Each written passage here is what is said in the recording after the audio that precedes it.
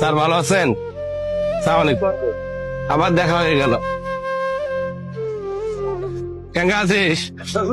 এটা হলো আমার জন্মস্থান, 90-রও জন্মস্থান। সালাম আলাইকুম। 90-রও জন্মস্থান, আমার জন্মস্থান। সেই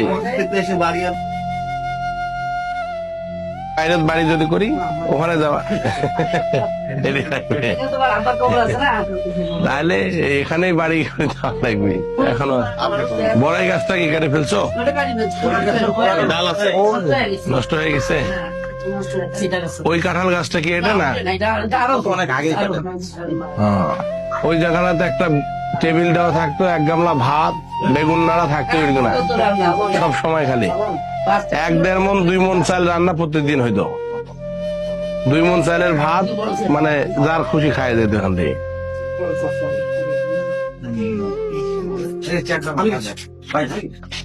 লাগবে না এই চাল, লাগবে না, সমস্যা না। না ঠিক আছে, এই চালটা তোমার কাছে আছে না? ওটা দাদুর বসতো, ওটা দাদু বসতো। এটা আরো আছে, আরো একটা না দুটা চেয়ার আছে। এটা হলো শাল কাঠের চেয়ার, এটা মাথার টোপর ছিল, এটা দাদা বসতো এটাতে। এটা দাদা বসতো এটাতে, দাদা বসতো, আব্বা বসছে। কেমন আছিস? হ্যাঁ তুই ভালো আছিস? উপরে রুম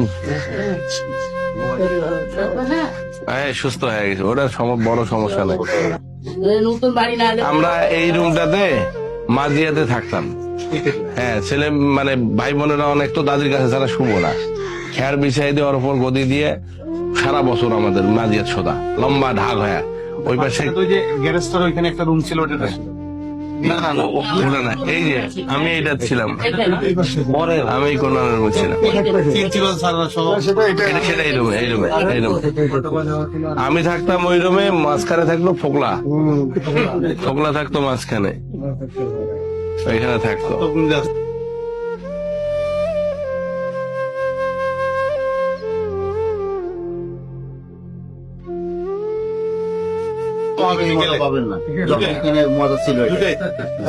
এটা ইয়া করে দেই, ইয়া করে এটা ওই যে এটা কি এই ডিজাইনে করে দিব না নতুন ডিজাইনে করে দিব? এই ডিজাইন আব্বার সাথে কথা বলা লাগবে, আব্বা ফির ইয়ে রাজি হবে কিনা। এই ডিজাইনেই যদি হয় তাহলে সেম ডিজাইনে আবার ভাঙিচুরি করে দেওয়া যাবে, বুঝলো না? ওই কয়েকদিন দরকার হলে কষ্ট করে তোমরা ওই রুম গুলো শিফট হয়ে যাবা, অসুবিধা নাই। ওই কয়েকদিনে ইয়া হওয়া, এর পরিবেশ করে দিই।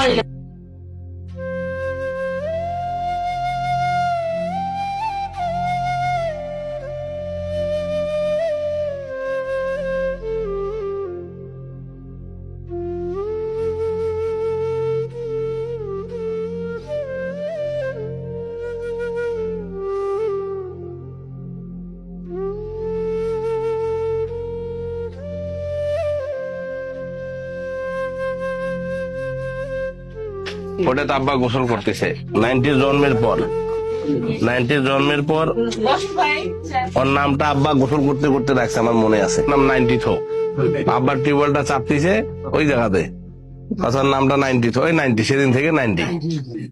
ও যখন জন্ম নেয় তখন আমি চাতালে খেলতেছিলাম, সন্ধ্যাবেলায় না বিকেল বেলা হয়েছে না?